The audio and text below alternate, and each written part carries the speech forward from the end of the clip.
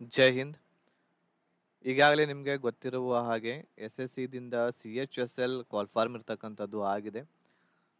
So ಈ ಒಂದು CHSL ಎಕ್ಸಾಮ್ಗೆ ಯಾರೆಲ್ಲ ಎಲಿಜಿಬಲ್ ಆಗ್ತಾರೆ, ಏಜ್ ಎಷ್ಟು ಇರಬೇಕು, ಆಮೇಲೆ ಅದ್ರ ಜೊತೆಗೆ ಪರೀಕ್ಷೆ ಇದು ಕನ್ನಡ ಮಾಧ್ಯಮದಲ್ಲಿ ಇರ್ತಾ ಇದೆ. ಆಮೇಲೆ ಇದಕ್ಕೆ ಯಾವುದೇ ರೀತಿ ಇರುವಂತಹ ಫಿಸಿಕಲ್ ಇರೋದಿಲ್ಲ, ಮೆಡಿಕಲ್ ಕೂಡ ಅಷ್ಟು ಟಫ್ ಇರೋದಿಲ್ಲ. ಸೊ ಎಲ್ಲರೂ ಕೂಡ ಈ ಒಂದು ಎಕ್ಸಾಮನ್ನು ಅಟೆಂಡ್ ಮಾಡಬಹುದು.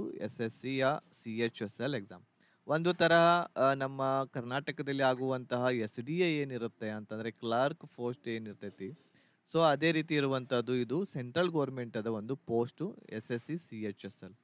ಇದರಲ್ಲಿ ಬಹಳಷ್ಟು ಪೋಸ್ಟ್ಗಳು ಬರ್ತವೆ. ಆ ಎಲ್ಲ ಪೋಸ್ಟ್ಗಳಲ್ಲಿ ನಿಮಗೆ ಬೇಕಾಗಿರುವಂತಹ ಪೋಸ್ಟ್ಗೆ ನೀವು ಸೆಲೆಕ್ಷನ್ ಮಾಡಿಕೊಂಡು ನೀವು ಜಾಬನ್ನು ಪಡ್ಕೋಬಹುದಾಗಿದೆ ಈ SSC CHSLದಲ್ಲಿ. ಈಗಾಗಲೇ 10/4/2024 ಸೆಕೆಂಡ್ PUCಯ ರಿಸಲ್ಟ್ ಕೂಡ ಬಂದಿದೆ ನಮ್ಮ ಕರ್ನಾಟಕದಲ್ಲಿ. ಸೆಕೆಂಡ್ PUC ಆಗಿ ನಿಮಗೆ 18+ ಇರ್ತಕ್ಕಂಥದ್ದು 18 ವರ್ಷ ಆಗಿತ್ತು ಅಂತಂದರೆ ನೀವು ಈ ಒಂದು ಅಪ್ಲಿಕೇಶನನ್ನು ಹಾಕಬಹುದು. ಆಮೇಲೆ ಎಲ್ಲಿವರೆಗೆ ಹಾಕಬಹುದು, ನೀವು ಜನರಲ್ ಕ್ಯಾಟಗರಿದವರು 27 ವರ್ಷದ ಒಳಗೆ ಇದ್ರೆ ಅಂತಂದರೆ 18ರಿಂದ 27 ವರ್ಷದ ಒಳಗಿರುವಂಥ ಎಲ್ಲ ಅಭ್ಯರ್ಥಿಗಳು, ಗರ್ಲ್ಸ್ ಬಾಯ್ಸ್ ಎಲ್ಲರೂ ಕೂಡ ಇರ್ತಕ್ಕಂಥದ್ದು ಈ ಒಂದು CHSL ಎಕ್ಸಾಮ್ಗೆ ಅಪ್ಲೈ ಮಾಡಬಹುದು. ಇದರ ಬಗ್ಗೆ ಸಂಪೂರ್ಣವಾಗಿ ಮಾಹಿತಿ ಈ ಒಂದು ವಿಡಿಯೋದಲ್ಲಿ ನಾನು ನಿಮಗೆ ನೀಡ್ತಾ ಇದ್ದೇನೆ. ಯಾವ ರೀತಿ ಇರುತ್ತೆ, ಹೇಗೆ ಏನು ಅಂತ, ಎಕ್ಸಾಮ್ ಹೇಗಿರ್ತೈತಿ, ಅದರ ಬಗ್ಗೆ ಸಂಪೂರ್ಣ ಮಾಹಿತಿ ಈ ವಿಡಿಯೋದಲ್ಲಿ ಪಡ್ಕೊಳ್ಳೋಣ. ಸೊ ವಿಡಿಯೋ ಸ್ಕಿಪ್ ಮಾಡದೆ ಸಂಪೂರ್ಣವಾಗಿ ನೋಡಿ. ಅದರ ಜೊತೆಗೆ ಯಾರೆಲ್ಲ ಈಗ ಜಸ್ಟ್ ಇರ್ತಕ್ಕಂಥದ್ದು ಸೆಕೆಂಡ್ ಇಯರ್ ಮುಗಿಸೇರಿ, ಅವ್ರಿಗೆ ಬಹಳಷ್ಟು ಅಪಾರ್ಚುನಿಟಿ ಇದೆ. ಸೊ ಈ ಎಕ್ಸಾಮ್ಗೆ ನೀವು ಕಟ್ಟಿ ಎಕ್ಸಾಮನ್ನು ಕ್ಲಿಯರ್ ಮಾಡ್ಕೋಬಹುದು. ಅದಕ್ಕಿಂತ ಮುಂಚೆ ಇದುವರೆಗೆ ನೀವು ನಮ್ಮ ಚಾನಲನ್ನು ಸಬ್ಸ್ಕ್ರೈಬ್ ಮಾಡದೇ ಇದ್ದರೆ ಸಬ್ಸ್ಕ್ರೈಬ್ ಬಟನ್ ಮೇಲೆ ಕ್ಲಿಕ್ ಮಾಡಿ, ಅದ್ರ ಜೊತೆಗೆ ಬೆಲ್ ಐಕನನ್ನು ಸಹ ಕ್ಲಿಕ್ ಮಾಡಿ ಇದೇ ರೀತಿಯಾದಂತಹ ವಿಡಿಯೋಸ್ಗಳ ನೋಟಿಫಿಕೇಶನನ್ನು ಪಡೆಯಲು. ಸೊ ಇಲ್ಲಿ ನೀವು ನೋಡ್ತಾ ಇರ್ಬೋದು ಈಗ ಸ್ಕ್ರೀನ್ ಮೇಲೆ, ಇದು SSCಯ CHSL ಕಾಲ್ಫಾರ್ಮ್ ಆಗಿರುವಂಥದ್ದು. ಇದು 10+2 ಲೆವೆಲ್ ಇರ್ತಕ್ಕಂಥದ್ದು ಎಕ್ಸಾಮ್ ಇರ್ತೈತೆ. ಅಂತಂದರೆ ಸೆಕೆಂಡ್ PUC ಆಮೇಲೆ ಅದ್ರ ಜೊತೆಗೆ 12th ಇರ್ತಕ್ಕಂಥದ್ದು ನಿಮ್ಮದು ಆಗಿತ್ತು ಅಂತಂದರೆ, ಪಾಸ್ ಆಗಿದ್ರೆ ಅಂತಂದರೆ ನೀವು ಈ ಎಕ್ಸಾಮನ್ನು ಕಟ್ಟಬಹುದು. ಸೊ ಇಲ್ಲಿ ಡೇಟ್ಸ್ಗಳನ್ನು ಕೊಟ್ಟಿದ್ದಾರೆ. ಅಪ್ಲಿಕೇಶನ್ ನೀವು ಆನ್ಲೈನ್ನ ಸಲ್ಲಿಸಬೇಕಾಗ್ತತಿ. ಆನ್ಲೈನ್ ಅಪ್ಲಿಕೇಶನ್ ಸಲ್ಲಿಸಲಿಕ್ಕೆ ಇಲ್ಲಿ ವೆಬ್ಸೈಟ್ ಇರ್ತಕ್ಕಂಥದ್ದು ಕೊಟ್ಟಿದ್ದಾರೆ. ಸೊ ಈ ವೆಬ್ಸೈಟ್ಗೆ ವಿಸಿಟ್ ಮಾಡಿ ನೀವು ನಿಮ್ಮ ಅಪ್ಲಿಕೇಶನನ್ನು ಸಲ್ಲಿಸಬಹುದು. ssc.gov.inಗೆ ಮೊದಲನೇದಾಗಿ ನೀವು ಹೊಸದಾಗಿ SSCದಲ್ಲಿ ಅಪ್ಲಿಕೇಶನನ್ನು ಸಲ್ಲಿಸ್ತಾ ಇದ್ರೆ, ಫಸ್ಟ್ ಇದೇ ಸಲ ಸಲ್ಲಿಸ್ತಾ ಇದ್ರೆ ಅಲ್ಲಿ ಹೋಗಿ ಮೊದಲು ನೀವು ರಿಜಿಸ್ಟ್ರೇಷನ್ ಇರ್ತಕ್ಕಂಥದ್ದು ಮಾಡಿಸ್ಬೇಕಾಗುತ್ತೆ.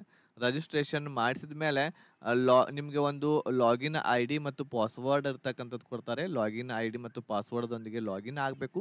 ಆಮೇಲೆ ನೀವು ಈ ಒಂದು ಅಪ್ಲಿಕೇಶನನ್ನು ಸಲ್ಲಿಸಬಹುದು. ಸೊ ಅಪ್ಲಿಕೇಶನ್ ಸಲ್ಲಿಸುವಂತಹ ಡೇಟ್ ಏನಾಗಿರ್ತೈತಿ ಇಲ್ಲಿ 8/4/2024ರಿಂದ 7/5/2024ವರೆಗೆ ಇರುತ್ತೆ. ಇದಾದ್ಮೇಲೆ ನೆಕ್ಸ್ಟ್ ಇರ್ತಕ್ಕಂಥದ್ದು ಇಲ್ಲಿ ಎಕ್ಸಾಮ್ ಇರ್ತಕ್ಕಂಥದ್ದು ಯಾವಾಗ ನಡೀತೈತಿ ಅಂತಂದರೆ, ಇದು ಎಕ್ಸಾಮ್ ಇರ್ತಕ್ಕಂಥದ್ದು ಜೂನ್ ಮತ್ತು ಜುಲೈ 2024ರಲ್ಲಿ ನಡೀತಾ ಇದೆ. ಸೊ ಬಹಳಷ್ಟು ಶಿಫ್ಟ್ಗಳಿರ್ತವೆ, ಬಹಳಷ್ಟು ಜನ ಇರ್ತಕ್ಕಂಥದ್ದು ಅಪ್ಲಿಕೇಶನ್ ಹಾಕೋದರಿಂದ ಶಿಫ್ಟ್ಗಳ ಇರ್ತಕ್ಕಂಥದ್ದು ಇರ್ತವೆ. ಆ ಶಿಫ್ಟು ಯಾವ ಡೇಟ್ಗೆ ಯಾವ ಶಿಫ್ಟ್ ಇರ್ತೈತಿ ಅದು ನಿಮ್ಮ ಅಡ್ಮಿಟ್ ಕಾರ್ಡ್ದಲ್ಲಿ ಬಿಡ್ತಾರೆ. ನೆಕ್ಸ್ಟು ಅಲ್ಲಿ ನೋಡಿಕೊಂಡು ನೀವು ಎಕ್ಸಾಮನ್ನು ಅಟೆಂಡ್ ಮಾಡಬಹುದಾಗಿದೆ. ಓಕೆ, ಇದಾದಮೇಲೆ ನೆಕ್ಸ್ಟ್ ಇರ್ತಕ್ಕಂಥದ್ದು ಇದರಲ್ಲಿ 2 ಎಕ್ಸಾಮ್ ಇರ್ತಕ್ಕಂಥದ್ದು, 2 ಸಲ ಎಕ್ಸಾಮ್ ಇರ್ತಕ್ಕಂಥದ್ದು ಬರೀಬೇಕಾಗುತ್ತೆ. ಒಂದನೇದು ಇದಕ್ಕೆ ನಾವು Tier 1 ಅಂತ ಹೇಳ್ತೇವೆ. ಇದು ಕಂಪ್ಯೂಟರ್ ಬೇಸ್ಡ್ ಎಕ್ಸಾಮಿನೇಷನ್ ಆಗಿರ್ತೈತಿ. ಅದೇ ರೀತಿ ಇನ್ನೊಂದು Tier 2 ಇರ್ತೈತಿ. ಇದು ಕೂಡ ಕಂಪ್ಯೂಟರ್ ಬೇಸ್ಡ್ ಎಕ್ಸಾಮಿನೇಷನ್ ಆಗ್ತೈತಿ. ಇದರಲ್ಲಿ ನೀವು ಕ್ವಾಲಿಫೈ ಆದರೆ ಅಂತಂದರೆ, ಇದರಲ್ಲಿ ಮೆರಿಟ್ ಇರ್ತಕ್ಕಂಥದ್ದು ನೀವು ಬಂತು, ನಿಮ್ಮ ಹೆಸರು ಇರ್ತಕ್ಕಂಥದ್ದು ಬಂತು ಅಂತಂದರೆ Tier 1ರಲ್ಲಿ ನೆಕ್ಸ್ಟ್ ನಿಮಗೆ Tier 2ಗೆ ಎಕ್ಸಾಮ್ಗೆ ಕರೀತಾರೆ. ಅದು ಇರ್ತಕ್ಕಂಥದ್ದು ಇನ್ನೂವರೆಗೂ ಡೇಟು ಮಂತು ಏನೂ ಕೊಟ್ಟಿಲ್ಲ. ಬಟ್ Tier 1 ಫಸ್ಟ್ ನೀವು ಬರೆಯುವಂಥ ಎಕ್ಸಾಮ್ ಏನಿದೆ Tier 1 ಇದು ಜೂನ್ ಮತ್ತು ಜುಲೈ ತಿಂಗಳಿನಲ್ಲಿ ನಡೀತಾ ಇದೆ ಇದೇ ವರ್ಷ. ಅದೇ ರೀತಿ ನೀವು ಅಪ್ಲಿಕೇಶನ್ ಹಾಕುವಾಗ ಬಹಳ ಕೇರ್ಫುಲ್ ಆಗಿರ್ತಕ್ಕಂಥದ್ದು ಹಾಕ್ರಿ. ಇದಕ್ಕೆ ನೀವು ರಿಸರ್ವೇಷನನ್ನು ಪಡ್ಕೋಬೇಕಾಗಿತ್ತು ಅಂತಂದರೆ ನಿಮ್ಮ ಹತ್ರ OBC ಸರ್ಟಿಫಿಕೇಟ್ ಸೆಂಟ್ರಲ್ ಗೌರ್ಮೆಂಟ್ದು ಆಗಿರಬೇಕು ಇಂಗ್ಲೀಷ್ದಲ್ಲಿ. ಸೆಂಟ್ರಲ್ ಗೌರ್ಮೆಂಟ್ದ OBC ಸರ್ಟಿಫಿಕೇಟ್ ತೆಗೆಸ್ಕೊರಿ. SC ಕ್ಯಾಟಗರಿದವರಾದರೆ SC, ST ಇದ್ದರೆ ST, EWS ಇದ್ದರೆ EWS. ಇದು ಮುಖ್ಯವಾಗಿ ನಿಮ್ಮ ಹತ್ರ ಈ ಸರ್ಟಿಫಿಕೇಟ್ ಇರ್ತಕ್ಕಂಥದ್ದು ಇರಬೇಕಾಗುತ್ತೆ. ಈ ಡೇಟದ ಒಳಗಡೆನೆ ತೆಗೆಸ್ಕೊಡ್ರಿ. 7/5/2024 ಒಳಗಡೆನೆ ಈ ಕಾಸ್ಟ್ ಸರ್ಟಿಫಿಕೇಟು ಇರ್ತಕ್ಕಂಥದ್ದು ನೀವು ತೆಗೆಸ್ಕೋಬೇಕಾಗುತ್ತೆ. ಇದು ಡೇಟ್ದಾತು. ಈಗ ಅಪ್ಲಿಕೇಶನ್ ಹಾಕುವಾಗ ಬಹಳ ಕೇರ್ಫುಲ್ಲಾಗಿ ಹಾಕ್ರಿ.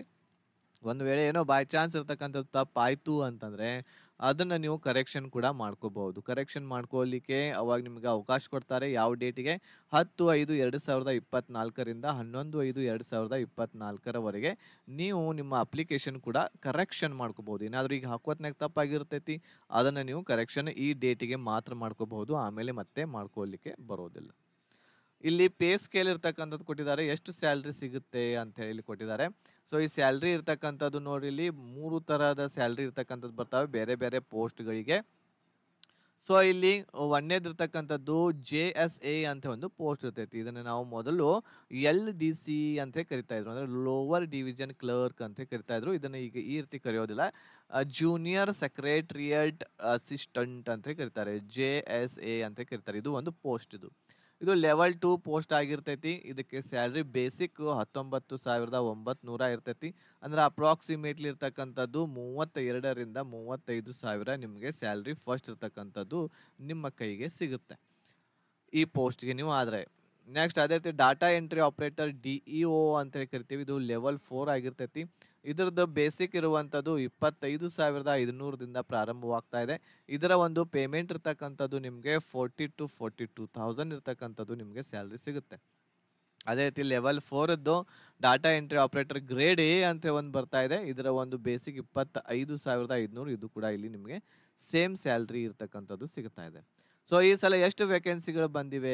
ಟೋಟಲ್ ಆಗಿ 3,712.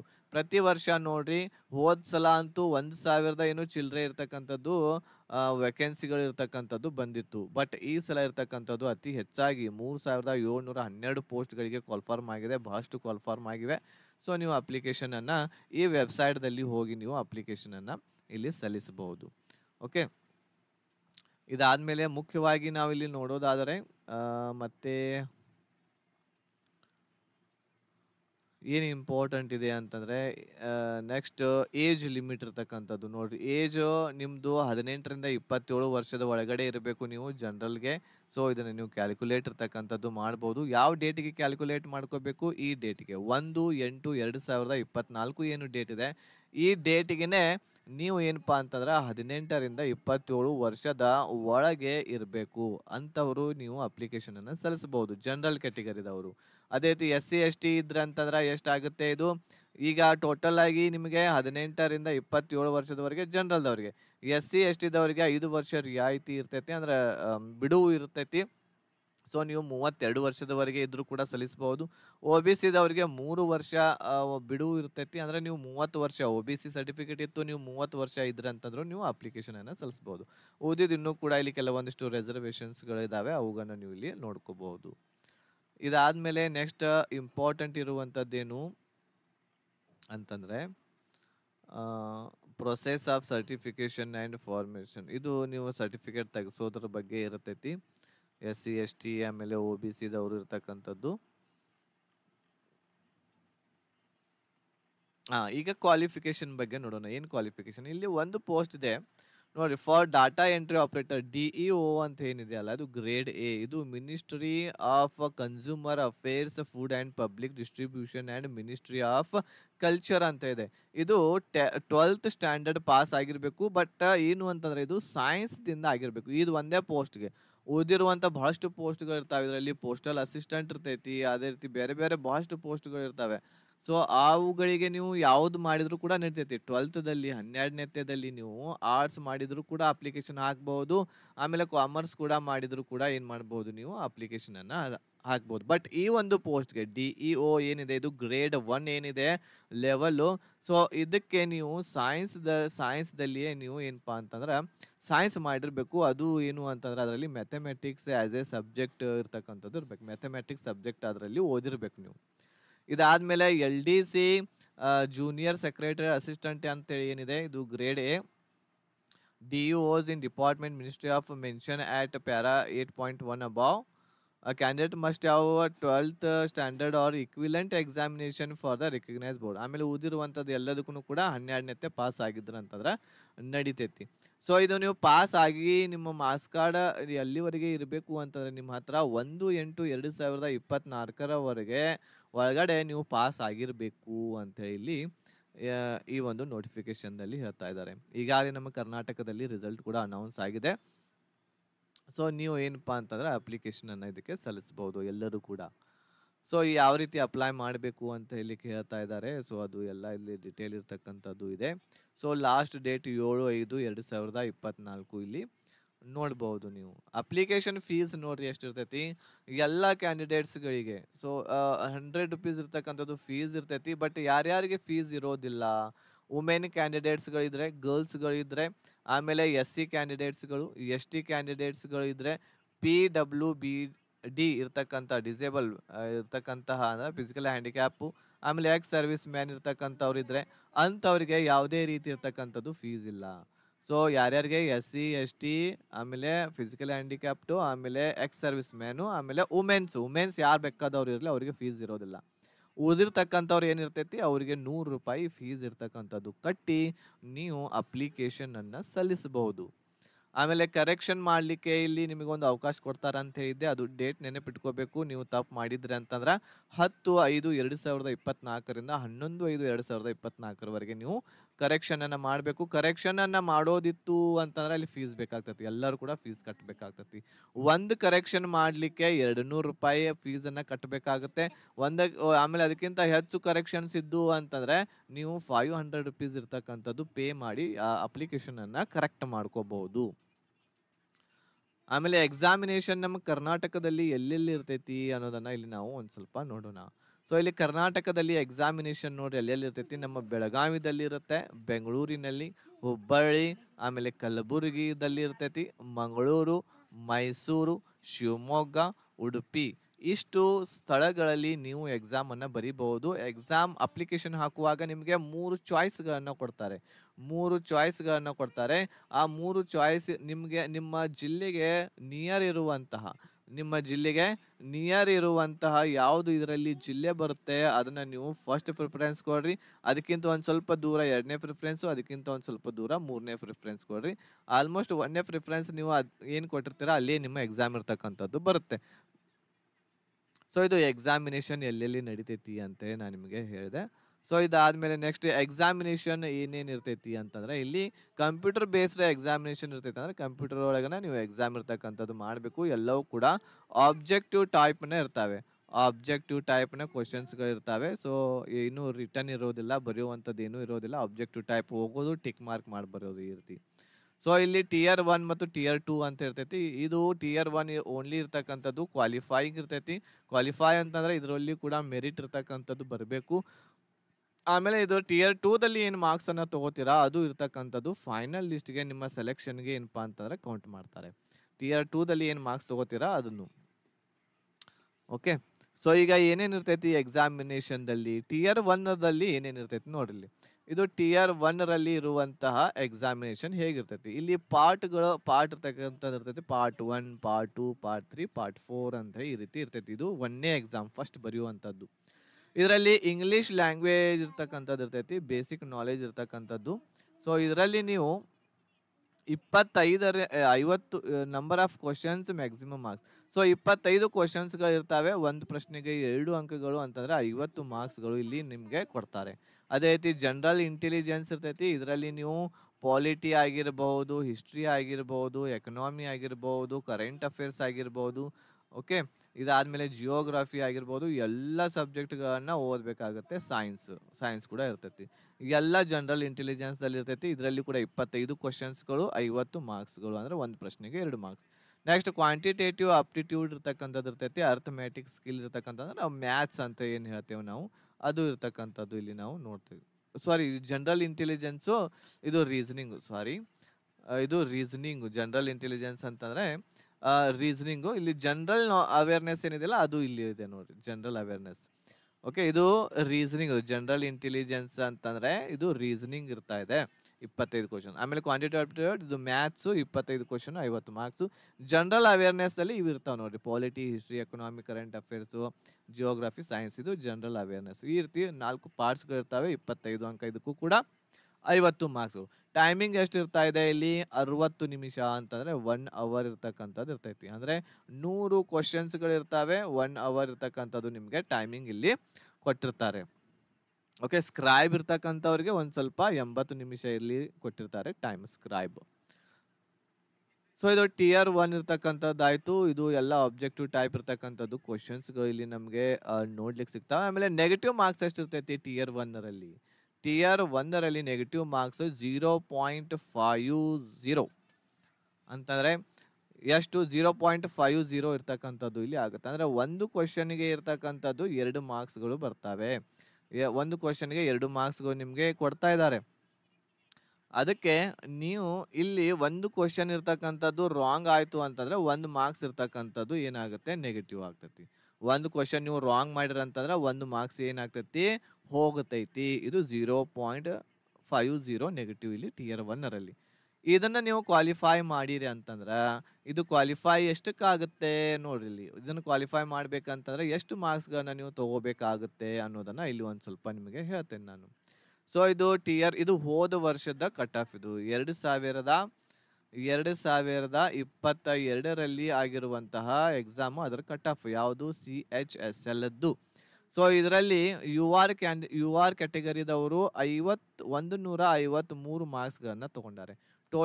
ಟೋಟಲ್ ಕ್ವಶನ್ಸ್ 100 ಕ್ವಶನ್ಸ್ 200 ಮಾರ್ಕ್ಸ್ ಇರ್ತವೆ. 200 ಮಾರ್ಕ್ಸ್ಗಳಲ್ಲಿ 153 ಮಾರ್ಕ್ಸ್ಗಳನ್ನ ತಗೋಬೇಕು. SC ಕ್ಯಾಟಗರಿದವ್ರಿಗೆ 136, ST ಕ್ಯಾಟಗರಿದವ್ರಿಗೆ ಕಟ್ ಆಫ್ 124 ನಿಂತಿದೆ, OBCದವ್ರಿಗೆ 152 ಇದೆ. ಈ ರೀತಿ ಬೇರೆ ಬೇರೆ ಕ್ಯಾಟಗರಿದವರಿಗೆ ಇಲ್ಲಿ ಕಟ್ ಆಫ್ ಬೇರೆ ಬೇರೆ ನಿಂತಿದೆ. ಸೊ ಮಿನಿಮಮ್ ಇರ್ತಕ್ಕಂಥದ್ದು ನೀವು ನಿಮ್ಮ 200 ಮಾರ್ಕ್ಸ್ಗಳಿಗೆ ಇದು ಒಂದೊಂದ್ಸಲ 110ಕ್ಕೆ ನಿಲ್ತೈತಿ, 120ಕ್ಕೆ. ಅದು ಕ್ವಶನ್ ಪೇಪರ್ ಮೇಲೆ ಡಿಪೆಂಡ್ ಇರ್ತೈತಿ. ಓಕೆ, ಸೊ ನೀವು ನಿಮ್ಮ ಟಾರ್ಗೆಟ್ ಇರ್ತಕ್ಕಂಥದ್ದು 150+ ಮಾರ್ಕ್ಸ್ ಇರ್ತಕ್ಕಂಥದ್ದು ಮಾಡಬೇಕು ಅನ್ನುವಂಥದ್ದು ನಿಮ್ಮ ಟಾರ್ಗೆಟ್ ಇದರಲ್ಲಿ ಇರಬೇಕು. ಅಂದಾಗಲೇ ಸೆಲೆಕ್ಷನ್ ಇದು ಆಗುತ್ತೆ. ಇದು ಹೋದ ವರ್ಷದ ಕಟ್ ಆಫ್. ಆಮೇಲೆ DU ಹೋಗಿರ್ತಕ್ಕಂಥದ್ದು ಒಂದು ಸ್ವಲ್ಪ ಕಟ್ ಆಫ್ ಇರ್ತಕ್ಕಂಥದ್ದು ಭಾಳ ಇದೆ, 169. ಆಮೇಲೆ SCದವರಿಗೆ 157, OBCದವರಿಗೆ 169 ಇರ್ತಕ್ಕಂಥದ್ದು ಇದೆ. ಅದೇ ರೀತಿ ಇನ್ನೊಂದು DUಗೆ ಲಿಸ್ಟ್ ಇನ್ನೊಂದಿದೆ, ಇಲ್ಲಿ 169 ಇಲ್ಲಿ ನೀವು ನೋಡ್ಬೋದು. ಅಂದ್ರೆ ನಿಮ್ಮ ಟೋಟಲ್ ಇರ್ತಕ್ಕಂಥದ್ದು 150+ ಮಾರ್ಕ್ಸ್ ಇತ್ತು ಅಂತಂದ್ರೆ ಖಂಡಿತ ಯಾವ್ದಾದ್ರು ಒಂದು ಇದರಲ್ಲಿ ಜಾಬ್ ಇರ್ತಕ್ಕಂಥದ್ದು ನಿಮಗೆ ಸಿಗುತ್ತೆ. ಓಕೆ, ಇದು ಹೋದ ವರ್ಷದ ಕಟ್ ಆಫ್ ಇರ್ತಕ್ಕಂಥದ್ದಾಯ್ತು. ನೀವು ಇದನ್ನ ಸ್ಕ್ರೀನ್ ಶಾಟ್ ಕೂಡ ಇಲ್ಲಿ ತಕ್ಕೋಬಹುದು, ಇಟ್ಕೋಬಹುದು. ಇದಾದ್ಮೇಲೆ ಇದಕ್ಕೆ ಕ್ವಾಲಿಫೈ ಲಿಸ್ಟ್ ಬಿಡ್ತಾರೆ, ರಿಸಲ್ಟ್ ಬಿಡ್ತಾರೆ. ಬಿಟ್ಟ ಮೇಲೆ ನಿಮಗೆ ಮತ್ತೆ ಒಂದು ಟಿಯರ್ 2ಗೆ ಇರ್ತಕ್ಕಂಥದ್ದು ಟಿಯರ್ 2 ಇರ್ತಕ್ಕಂಥದ್ದು ಎಕ್ಸಾಮ್ಗೆ ಕರೀತಾರೆ. ಯಾರ್ಯಾರು ಅಷ್ಟು ಕಟ್ ಆಫ್ ಇರ್ತಕ್ಕಂಥ ತಗೊಂಡಿರ್ತಾರ ಅವರೆಲ್ಲರೂ ಕೂಡ. ಟಿಯರ್ 2ದಲ್ಲಿ ನಾವು ಏನೆಲ್ಲ ಇರ್ತೈತಿ ಅನ್ನೋದನ್ನ ಇಲ್ಲಿ ನೋಡೋಣ. ಸೊ ಇಲ್ಲಿ ಸಬ್ಜೆಕ್ಟ್ಗಳು ಇಲ್ಲಿ ಇರ್ತವೆ, ಸೆಷನ್ಸ್ಗಳು ಇರ್ತವೆ ಇಲ್ಲಿ. ಸೊ ಇಲ್ಲಿ ಸೆಷನ್ 1, ಸೆಷನ್ 2 ಅಂತ ಹೇಳಿ ಇಲ್ಲಿ 2 ಸೆಷನ್ಸ್ಗಳಲ್ಲಿ ಎಕ್ಸಾಮ್ ಇರ್ತಕ್ಕಂಥದ್ದು ನಿಮಗೆ ಮಾಡ್ತಾರೆ. ಸೊ ಇಲ್ಲಿ ಸೆಷನ್ 1ರಲ್ಲಿ ಸೆಕ್ಷನ್ 1 ಅಂತ ಇರ್ತೈತಿ. ಇದರಲ್ಲಿ ಮ್ಯಾಥ್ಸ್ ಇರ್ತೈತಿ, ಆಮೇಲೆ ರೀಸನಿಂಗ್ ಇರ್ತಾ ಇದೆ. 1ನೇ ಸೆಕ್ಷನ್ ಅಂದ್ರೆ ಫಸ್ಟ್ ನೀವು ಎಕ್ಸಾಮಿಗೆ ಹೋದಾಗ ಇವು 2 ಪೇಪರ್ಗಳನ್ನ ಬರಿಬೇಕು. ಈ 2 ಸಬ್ಜೆಕ್ಟ್ಗಳನ್ನ ಅಟೆಂಡ್ ಮಾಡಬೇಕು, ಮ್ಯಾಥ್ಸ್ ಮತ್ತು ರೀಸನಿಂಗ್. ಕ್ವಶನ್ಸ್ಗಳು ಮ್ಯಾಥ್ಸ್ದಲ್ಲಿ 30, ರೀಸನಿಂಗ್ದಲ್ಲಿ 30, ಟೋಟಲ್ 60 ಕ್ವಶನ್ಸ್ಗಳು ಇಲ್ಲಿ ಇರ್ತವೆ. ಒಂದು ಪ್ರಶ್ನೆಗೆ 3 ಅಂಕಗಳು ಇರ್ತವೆ, ಟೋಟಲ್ 180 ಮಾರ್ಕ್ಸ್ಗಳು ಇಲ್ಲಿ. ಓಕೆ, ಇದು ಸೆಕ್ಷನ್ 1ರಲ್ಲಿ ಎಷ್ಟು ಮಾರ್ಕ್ಸ್ಗಳು? 180 ಮಾರ್ಕ್ಸ್ಗಳು ಆಗ್ತವೆ. ಕ್ವಶನ್ಸ್ಗಳು ಎಷ್ಟಿದಾವೆ ಇಲ್ಲಿ? 60 ಕ್ವಶನ್ಸ್ಗಳು. ಅಂದ್ರೆ ಅವು 30, ಮ್ಯಾಥ್ಸ್ದು 30, ಆಮೇಲೆ ರೀಸನಿಂಗ್ ಅದು 30. ಇದಕ್ಕೆ ಟೈಮಿಂಗ್ ಇರ್ತಕ್ಕಂಥದ್ದು ಏನು ಅಂತಂದ್ರೆ ಒಂದು ಸೆಕ್ಷನ್ಗೆ 1 ಅವರ್ ಇರ್ತಕ್ಕಂಥದ್ದು ಇಲ್ಲಿ ಇರ್ತಾ ಇದೆ. ಓಕೆ, 1 ಅವರ್ ಇರ್ತಕ್ಕಂಥದ್ದು ಈ ಸೆಕ್ಷನ್ಗೆ. ಇದೇನು ಸೆಕ್ಷನ್ 1 ಇದೆ, ಮ್ಯಾಥ್ಸ್ ಮತ್ತು ರೀಸನಿಂಗ್ ಅಂದ್ರೆ 60 ಪ್ರಶ್ನೆಗಳನ್ನ ಬಿಡಿಸ್ಲಿಕ್ಕೆ ನಿಮಗೆ 1 ಗಂಟೆ ಟೈಮ್ ಇರ್ತಕ್ಕಂಥದ್ದು ಕೊಡ್ತಾರೆ, 1 ಗಂಟೆ ಟೈಮ್. ಇದಾದ್ಮೇಲೆ ಸೆಕ್ಷನ್ 2 ಇರ್ತೈತಿ. ಸೆಕ್ಷನ್ 2ದಲ್ಲಿ ಇಂಗ್ಲಿಷ್ ಲ್ಯಾಂಗ್ವೇಜ್ ಇರ್ತಾ ಇದೆ, ಕಾಂಪ್ರಹೆನ್ಷನ್, ಆಮೇಲೆ ಜನರಲ್ ಅವೇರ್ನೆಸ್. ಇಂಗ್ಲಿಷ್ ಮತ್ತು ಇಲ್ಲಿ ಜನರಲ್ ಅವೇರ್ನೆಸ್ ಇರ್ತಕ್ಕಂಥ ಇರ್ತೈತಿ. ಇಂಗ್ಲಿಷ್ದಲ್ಲಿ 40 ಮಾರ್ಕ್ಸ್ಗಳು, 40 ಕ್ವಶನ್ಸ್ಗಳು. ಆಮೇಲೆ ಜನರಲ್ ಅವೇರ್ನೆಸ್ ಅಂದ್ರೆ GKಗೆ 20 ಕ್ವಶನ್ಸ್ಗಳು. ಅಂದ್ರೆ ಇಲ್ಲಿಯೂ ಕೂಡ ಸೆಕ್ಷನ್ 2ದಲ್ಲಿ 60 ಕ್ವಶನ್ಸ್ಗಳು, ಒಂದು ಕ್ವಶನ್ಗೆ 3 ಮಾರ್ಕ್ಸ್. ಅಂದ್ರೆ ಇಲ್ಲಿಯೂ ಕೂಡ 180 ಮಾರ್ಕ್ಸ್ಗಳು ನಿಮಗೆ ಸಿಗ್ತಾ ಇದಾವೆ. ಇದಕ್ಕೆ ಟೈಮಿಂಗ್ ಇರ್ತಕ್ಕಂಥದ್ದು ಎಷ್ಟು ಇರುತ್ತೆ? ಇದಕ್ಕೆ ಟೈಮಿಂಗ್ ಇರ್ತಕ್ಕಂಥದ್ದು 1 hour 20 minutes. ಇದಕ್ಕೂ ಕೂಡ 1 hour ಇರ್ತೈತಿ. 1 hour 20 minutes ಇರ್ತಕ್ಕಂಥದ್ದು ಸ್ಕ್ರೈಬ್ದವ್ರಿಗೆ. 1 ಗಂಟೆ 20 ನಿಮಿಷ ಇರ್ತಕ್ಕಂಥದ್ದು ಸ್ಕ್ರೈಬ್ದವ್ರಿಗೆ ಇರ್ತೈತಿ. ಇಲ್ಲಿಯೂ ಕೂಡ 1ನೇ ಸೆಕ್ಷನ್ 1ರಲ್ಲಿಯೂ ಕೂಡ 1 ಗಂಟೆ ಇರ್ತೈತಿ, 1 hour. ಆಮೇಲೆ ಸೆಕ್ಷನ್ 2ದಲ್ಲಿಯೂ ಕೂಡ 1 hour. ಅಂದ್ರೆ ಟೋಟಲ್ ಆಗಿ 2 ಗಂಟೆಗೆ ಇರ್ತಾವೆ ನಿಮಗೆ. 2 ಗಂಟೆ ಇರ್ತವೆ. 2 ಗಂಟೆ. ಓಕೆ. ಸೊ 1ನೇ ಸೆಕ್ಷನ್‌ದಲ್ಲಿ ಇರುವಂತಹ ಕ್ವೆಶ್ಚನ್‌ಗಳ ಸಂಖ್ಯೆ 60, 2ನೇ ಸೆಕ್ಷನ್‌ದಲ್ಲಿಯೂ ಕೂಡ 60 ಅಂದ್ರೆ ಟೋಟಲ್ಲು 120 ಕ್ವೆಶ್ಚನ್ಸ್‌ಗಳನ್ನ ನಿಮಗೆ 2 ಗಂಟೆಗಳಲ್ಲಿ ನೀವು ಏನ್ ಮಾಡಬೇಕು ಅಟೆಂಡ್ ಮಾಡಬೇಕು. ಸೆಕ್ಷನ್ 1ರಲ್ಲಿ ಏನಿರ್ತೈತಿ? ಸೆಕ್ಷನ್ 1ರಲ್ಲಿ ಮ್ಯಾಥ್ಸ್ ಮತ್ತು ರೀಸನಿಂಗ್ ಇರ್ತಕ್ಕಂಥದ್ದು ಇರ್ತೈತಿ. ಮ್ಯಾಥ್ಸ್ ಮತ್ತು ರೀಸನಿಂಗು. ಸೆಕ್ಷನ್ 2ದಲ್ಲಿ ಏನಿರ್ತೈತಿ? ಇಂಗ್ಲಿಷ್ ಇರ್ತೈತಿ. ಆಮೇಲೆ ಅದ್ರ ಜೊತೆಗೆ ಇನ್ನೊಂದು ಯಾವ್ದು ಇರ್ತಾ ಇದೆ ಇಲ್ಲಿ? General awareness, GK. Okay. So ಇದಾದ್ಮೇಲೆ 2 ಗಂಟೆ ಮುಗಿತೈತಿ. 2 ಗಂಟೆ ಅಂತಂದ್ರೆ ಇಲ್ಲಿ ಫಸ್ಟ್ ನೀವು ಎಕ್ಸಾಮ್‌ಗೆ ಹೋದ ತಕ್ಷಣನೇ ಸೆಕ್ಷನ್ 1 ಓಪನ್ ಆಗುತ್ತೆ. ಇದು ಸೆಕ್ಷನ್ 1 ಓಪನ್ ಆಗ್ತೈತಿ ನಿಮ್ಮ ಕಂಪ್ಯೂಟರ್‌ದಲ್ಲಿ. ಇದನ್ನ 1 ಗಂಟೆ ನೀವು ಬರಿಬೇಕು. ಇದರಲ್ಲಿ ಫಸ್ಟ್ ನೀವು ರೀಸನಿಂಗ್ ಅರ ಬಿಡಿಸ್ರಿ, ಇಲ್ಲಾಂದ್ರೆ ಮ್ಯಾಥ್ಸ್ ಅರ ಬಿಡಿಸ್ರಿ, ಯಾವ ಬೇಕಾದ ನೀವು ಇಲ್ಲಿ ಚಾಯ್ಸಿಂಗ್ ಮಾಡಿ ಬರಿಬೇಕು. 1 ಗಂಟೆ ಆದ್ಮೇಲೆ ಸೆಕ್ಷನ್ 2 ಇರ್ತಕ್ಕಂಥದ್ದು ಓಪನ್ ಆಗ್ತೈತಿ. 1 ಗಂಟೆ ಆದ್ಮೇಲೆ ಸೆಕ್ಷನ್ 2 ಇರ್ತಕ್ಕಂಥದ್ದು ಓಪನ್ ಆಗ್ತೈತಿ. ಅವಾಗ ಇಲ್ಲಿ ಇಂಗ್ಲಿಷ್ ಮತ್ತು ಜನರಲ್ ಅವೇರ್ನೆಸ್ ಓಪನ್ ಆಗ್ತೈತಿ. ಇಲ್ಲಿಯೂ ಕೂಡ ನೀವು ಮೊದಲು ಇಂಗ್ಲಿಷ್ ಅರ ಬಿಡಿಸ್ರಿ, ಇಲ್ಲಾಂದ್ರೆ ಜಿಕೆ ಅರ ಫಸ್ಟ್ ಬಿಡಿಸ್ರಿ, ಯಾವ್ದು ಬೇಕಾದ್ ನೀವು ಇಲ್ಲಿ ಮಾಡಬಹುದು.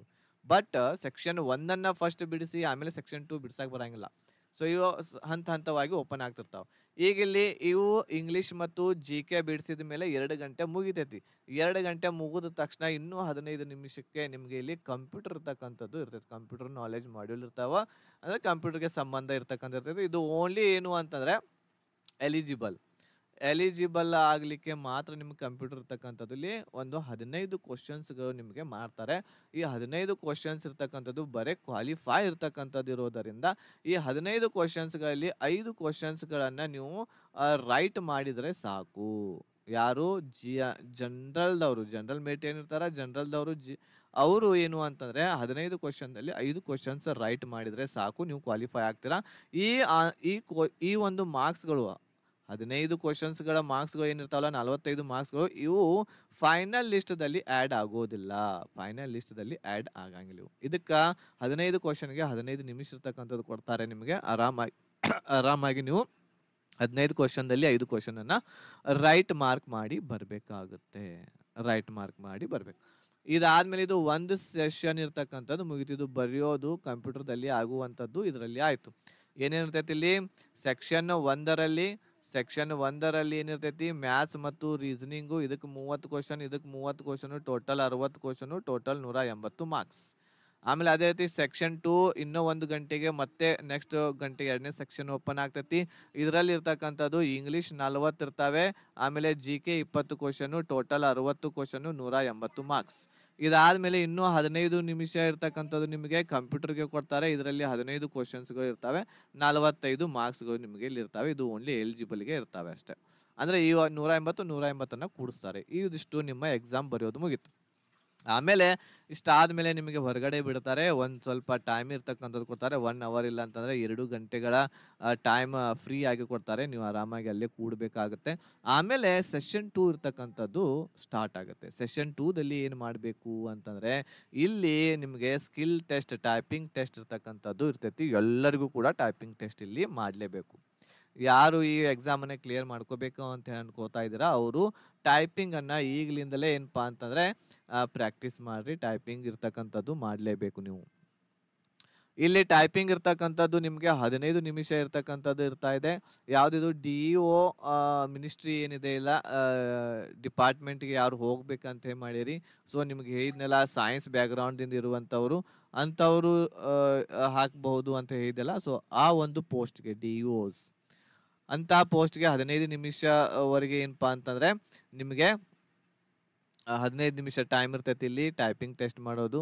ಆಮೇಲೆ ಅದ್ರ ಜೊತೆಗೆ ಈ ಒಂದು skill test for DOs except in department ministry. ಆಮೇಲೆ 8.1 ಏನಿದೆಯಲ್ಲ ಅದನ್ನು ಬಿಟ್ಟು ಬೇರೆ ಡಿಪಾರ್ಟ್ಮೆಂಟಿಗೆ ಹೋಗ್ಬೇಕಂತಂದ್ರೆ ಅವ್ರಿಗೂ ಕೂಡ 15 ನಿಮಿಷ ಟೈಮಿಂಗ ಇರ್ತಕ್ಕಂಥದ್ದು ಇರ್ತೈತಿ. ಓಕೆ.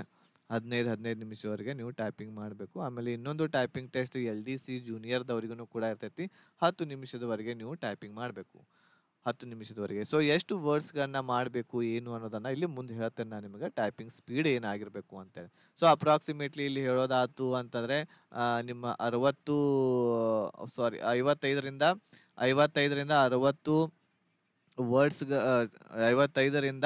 60 ವರ್ಡ್ಸ್ ಸ್ಪೀಡ್ ಇರ್ತಕ್ಕಂಥದ್ದು ನಿಮ್ಮದು ಇರ್ತಕ್ಕಂಥದ್ದು ಇಲ್ಲಿ ಇರಬೇಕಾಗುತ್ತೆ. ಆಮೇಲೆ ನೆಕ್ಸ್ಟ್ 1 ನಿಮಿಷದಲ್ಲಿ ಇದೇ ರೀತಿ ಬೇರೆದಕ್ಕೆ ನಾವು ನೋಡೋದಾದ್ರೆ 40ರಿಂದ 45 ನಿಮಿಷ ಸ್ಪೀಡ್ ಇರ್ತಕ್ಕಂಥದ್ದು ಇರಬೇಕು. ಅದು ಎಕ್ಸಾಕ್ಟ್ಲಿ ಎಷ್ಟು ಅನ್ನೋದನ್ನ ಮುಂದೆ ನೋಡೋಣ ಇಲ್ಲಿ ನಾವು. ಸೊ ಈಗ ಇಲ್ಲಿ ಓಕೆ. ಸೊ ನೆಕ್ಸ್ಟ್ ಮತ್ತೇನಿದೆ ಇಲ್ಲಿ? ಓಕೆ, ಇಲ್ಲಿ ನೋಡಿ, there will be negative marking of 1 for each wrong answer in section 1. Section 1 ಏನಿತ್ತು ಅಲ್ಲಿ ನೆಗೆಟಿವ್ ಮಾರ್ಕ್ 1 ಇದೆ. ಅಂದ್ರೆ ಒಂದು ಪ್ರಶ್ನೆಗೆ 3 ಅಂಕಗಳನ್ನ ಕೊಡಕತ್ತಾರ ಅವರು. ಒಂದು ಪ್ರಶ್ನೆಗೆ 3 ಅಂಕ ಬರ್ತಾವ ಸರಿಯಾದ್ರೆ. ತಪ್ಪಾಯ್ತು ಅಂತಂದ್ರೆ 1 ಮಾರ್ಕ್ಸ್ ಹೋಗ್ತೈತಿ. ಆಮೇಲೆ ಸೆಕ್ಷನ್ 2 ಏನಿದೆ ಅದರಲ್ಲಿ, ಆಮೇಲೆ ಮಾಡ್ಯೂಲ್ 1 ಆ್ಯಂಡ್ ಸೆಕ್ಷನ್ 3 ಇದಕ್ಕೆ candidates are therefore advised to keep this in mind while answering the question. So ಎಲ್ಲದಕ್ಕೂ ಕೂಡ 1 ಇರ್ತಕ್ಕಂಥದ್ದು ನೆಗೆಟಿವ್ ಮಾರ್ಕ್ಸ್ ಇರ್ತಾ ಇದೆ ಅಂತಂದ್ರೆ 1/3 ಇರ್ತಕ್ಕಂಥದ್ದು ಇಲ್ಲಿ ನೆಗೆಟಿವ್ ಮಾರ್ಕ್ಸ್ ಇಲ್ಲಿ ನಮಗೆ ನೋಡ್ಲಿಕ್ಕೆ ಸಿಗ್ತಾ ಇದೆ. ಕಂಪ್ಯೂಟರ್ ಟೆಸ್ಟ್ಗೆ mandatory but qualifying in nature. So ಇಲ್ಲಿ ಏನು ಕಂಪ್ಯೂಟರ್ ಹೇಳಿದೆ ಅದು ಓನ್ಲಿ ಕ್ವಾಲಿಫೈ ಇರ್ತಕ್ಕಂಥದ್ದು ಇರ್ತೈತಿ. ಓಕೆ, ಅಷ್ಟೇ, ಅದು ಮತ್ತೇನು ಇಲ್ಲ. ಮಾಡ್ಯೂಲ್ 2 ಆಮೇಲೆ section 3 conducts skill typing test in session 2 is only same day. So ಅದೇ ಟೈಮ್ಗೆ ನಿಮ್ಗೆ ಹೇಳಿದ್ನಲ್ಲ, ಒಂದು ಸ್ವಲ್ಪ ಟೈಮ್ ಕೊಡ್ತಾರೆ, 1 ಗಂಟೆ 2 ಗಂಟೆ ರೆಸ್ಟ್ ಮಾಡಲಿಕ್ಕೆ. ಆಮೇಲೆ ನೀವು ಟೈಪಿಂಗ್ ಟೆಸ್ಟ್ ಅವಾಗಲೇ ಇರ್ತಕ್ಕಂಥದ್ದು ಮಾಡಬೇಕಾಗುತ್ತೆ. ಸೊ ಇಲ್ಲಿ ಕೊಟ್ಟಿದ್ದಾರೆ ನೋಡ್ರಿ, ಇಲ್ಲಿ ಟೈಪಿಂಗ್ ಟೆಸ್ಟ್ ಎಷ್ಟಿರಬೇಕು ಅಂತ ಹೇಳಿ ಇಲ್ಲಿ ಇದೆ. ಸೊ ಇಲ್ಲಿ DOಗೆ ಗ್ರೇಡ್ 1 ಏನಿದೆ ಅಲ್ಲ, ಸೈನ್ಸ್ ಸ್ಟ್ರೀಮ್ದಿಂದ ಮಾಡಿರ್ತಾರೆ, ಅವರಿಗೆ ಸ್ಪೀಡು 15,000 ಇರ್ತಕ್ಕಂಥದ್ದು ಇರ್ತೈತಿ. 15,000 ಕೀ ಡಿಪ್ರೆಷನ್ ಇರ್ತಕ್ಕಂಥದ್ದು ಇರ್ತೈತಿ ಪರ್ ಅವರ್. 1 ಗಂಟೆ ಒಳಗೆ ಇರ್ತಕ್ಕಂಥದ್ದು ನೀವು ಮಾಡಬೇಕಾಗುತ್ತೆ. ಬಟ್ ಅಲ್ಲಿ ನಿಮಗೆ ಟೈಮಿಂಗು 15 ನಿಮಿಷದವರೆಗೆ ಮಾತ್ರ ಇರ್ತಕ್ಕಂಥದ್ದು ಟೈಪಿಂಗ್ ಟೆಸ್ಟಲ್ಲಿ ನಿಮಗೆ ತಗೋತಾರೆ. ಓಕೆ, ನೆಕ್ಸ್ಟ್ ಏನು ಅಂತಂದರೆ ಇದು ಎಷ್ಟಾಗುತ್ತೆ? ಆಲ್ಮೋಸ್ಟ್ 15 ಮಿನಿಟ್ಸ್ ಇರ್ತಕ್ಕಂಥದ್ದು ಇರ್ತಾ ಇದೆ ಇಲ್ಲಿ. 15 ಮಿನಿಟ್ಸು ಅಂದರೆ ನಿಮಗೆ ಆಗಲೇ ಹೇಳಿದೆ, ನಿಮಗೆ 55ರಿಂದ 60 ಇರ್ತಕ್ಕಂಥದ್ದು ವರ್ಡ್ಸ್ಗಳು 1 ನಿಮಿಷದಲ್ಲಿ ಮಾಡಲಿಕ್ಕೆ ನೀವು ಟೈಪಿಂಗ್ ಟೆಸ್ಟ್ ಪ್ರಾಕ್ಟೀಸ್ ಮಾಡಿದ್ರೆ ಅಂತಂದರೆ ಇಷ್ಟು ವರ್ಡ್ಸ್ಗಳನ್ನು 15 ನಿಮಿಷದಲ್ಲಿ ನೀವು ಇಲ್ಲಿ ಮಾಡ್ಬೋದು. ಅದೇ ರೀತಿ ಇಲ್ಲಿ ಬೇರೆದೇನಿದೆಯಲ್ಲ ಅದಕ್ಕೆ 8,000 ವರ್ಡ್ಸ್ ಕೀ ಇದೆ. ಕೀ ಡಿಪ್ರೆಷನ್ ಅಂತೇಳಿ. ಕೀ ಡಿಪ್ರೆಷನ್ ಅಂತಂದರೆ ನಾವೇನು ಬಟನನ್ನು ಒತ್ತೀವಿ ಅದಕ್ಕೆ 1 ಕೀ ಡಿಪ್ರೆಷನ್ ಅಂತ ಹೇಳಿ ಕರಿತಾ ಇದ್ದೇವೆ. ಸೊ ಆ ರೀತಿ ಒಂದು ಬಟನನ್ನು ಒತ್ತಿರ ಅಂದ್ರೆ ಅದಕ್ಕೆ 1 ಕೀ ಡಿಪ್ರೆಷನ್ ಅಂತ ಹೇಳಿ ಕರಿತೀವಿ, ಆ ರೀತಿ. ಇದಾದ್ಮೇಲೆ ನೆಕ್ಸ್ಟ್ ಇರ್ತಕ್ಕಂಥದ್ದು LDC ಲೋವರ್ ಡಿವಿಷನ್ ಕ್ಲರ್ಕ್ ಅಂತ ಏನಿದೆ ಅದಕ್ಕೆ ಬೇರೆ ಇರ್ತಕ್ಕಂಥದ್ದು ಇಲ್ಲಿ ಇದಾವೆ. ಸೊ 30 ವರ್ಡ್ಸ್ ಪರ್ ಮಿನಿಟ್ ಇರ್ತಕ್ಕಂಥದ್ದು ಮಾಡಬೇಕು ಅಂತ ಹೇಳಿ ಇದೆ ನೋಡ್ರಿ. LDC ಏನಿದೆಯಲ್ಲ ಅದಕ್ಕೆ ಬರೀ 30 ವರ್ಡ್ಸ್ಗಳನ್ನ ಮಾಡಬೇಕು 1 ನಿಮಿಷದಲ್ಲಿ. ಬಟ್ ಅವು ಏನಿದಾವಲ್ಲ ಅಲ್ಲಿ ಟೈಪಿಂಗ್ ಸ್ಕಿಲ್ ಒಂದು ಸ್ವಲ್ಪ ಭಾಳ ಫಾಸ್ಟ್ ಆಗಬೇಕು. 55 ಬರುತ್ತದು. 55 ವರ್ಡ್ಸ್ ಪರ್ ಮಿನಿಟ್ ಇರ್ತಕ್ಕಂಥದ್ದು ನೀವು ಟೈಪಿಂಗ್ ಮಾಡುವಂಥದ್ದು ಸ್ಪೀಡ್ ಇರಬೇಕು ನಿಮಗೆ. ಯಾವುದು ಅಲ್ಲಿ ಮೇಲೆ ಹೇಳಿದೆಲ್ಲ ಆ ಒಂದು ಪೋಸ್ಟ್ಗೆ. ಓಕೆ, ಸೊ ನೆಕ್ಸ್ಟ್ ಇದು ಟೈಪಿಂಗ್ ಟೆಸ್ಟ್ದು ಸ್ಕಿಲ್ ಇದಾಯಿತು. ರೈಟ್, ಇಲ್ಲಿ ಏನೇನು ಇರ್ತೈತಿ ಅನ್ನೋದನ್ನ ಸಿಲೆಬಸ್ ಕೊಟ್ಟಿದ್ದಾರೆ ಇಂಗ್ಲೀಷ್ದಲ್ಲಿ. ಆಮೇಲೆ ಜನರಲ್ ಇಂಟೆಲಿಜೆನ್ಸ್ದಲ್ಲಿ ಏನೇನು ಇರ್ತೈತಿ ಇವೆಲ್ಲ ಇರ್ತಕ್ಕಂಥದ್ದು ಕೊಟ್ಟಿದ್ದಾರೆ. ಇವುಗಳನ್ನ ನೀವು ಇಲ್ಲಿ ನೋಡ್ಕೋಬಹುದು. ಓಕೆ, ಸೇಮ್ನೇ ಇರ್ತೈತಿ Tier 1 ಮತ್ತು Tier 2ದಲ್ಲಿಯೂ ಕೂಡ ಸಿಲೆಬಸ್. Tier 2ದಲ್ಲಿ ಒಂದು ಸ್ವಲ್ಪ ಅಡ್ವಾನ್ಸ್ ಲೆವೆಲ್ವರೆಗೆ ನಾವು ಏನಪ್ಪ ಅಂತಂದರೆ ನೋಡ್ತೀವಿ.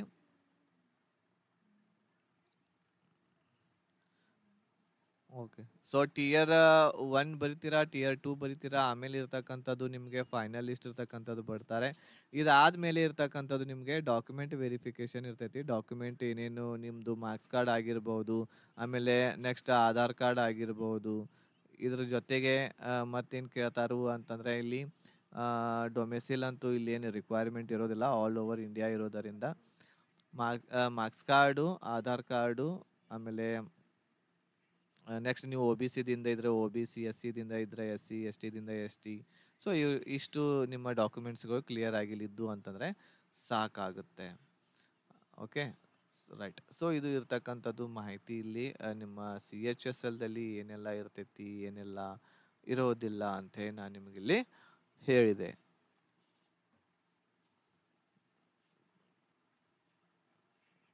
ಓಕೆ, ಸೊ ಇದನ್ನ ನಾನು ಟೆಲಿಗ್ರಾಮ್ ಗ್ರೂಪ್ದಲ್ಲಿ ಶೇರ್ ಮಾಡಿರ್ತೇನೆ. ಇದನ್ನ ನೋಟಿಫಿಕೇಶನ್ ಅದ್ರ ಬಗ್ಗೆ ಒಂದ್ಸಲ ನೀವು ಕೂಡ ನೋಡ್ಕೊಳ್ರಿ, ಏನೆಲ್ಲ ಇದೆ ಇದರಲ್ಲಿ ಏನೆಲ್ಲ ಇಲ್ಲ ಅಂತೇಳಿ. ಇಲ್ಲಿ ಎಲ್ಲ ಅಪ್ಲಿಕೇಶನ್ಸ್ಗಳು ಯಾವ್ಯಾವ ಇದಾವೆ ಅಂತೇಳಿ ಇಲ್ಲಿ ಕೊಟ್ಟಿದ್ದಾರೆ.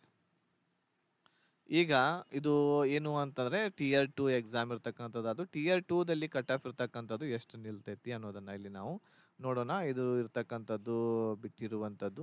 ಟೋಟಲ್ ಆಗಿ ಎಷ್ಟು ಮಾರ್ಕ್ಸ್‌ಗಳು ಇರ್ತಕ್ಕಂಥದ್ದು ತಗೊಂಡ್ರೆ ನೀವು ಕ್ವಾಲಿಫೈ ಆಗ್ತೀರಾ ಅಂತೇಳಿ.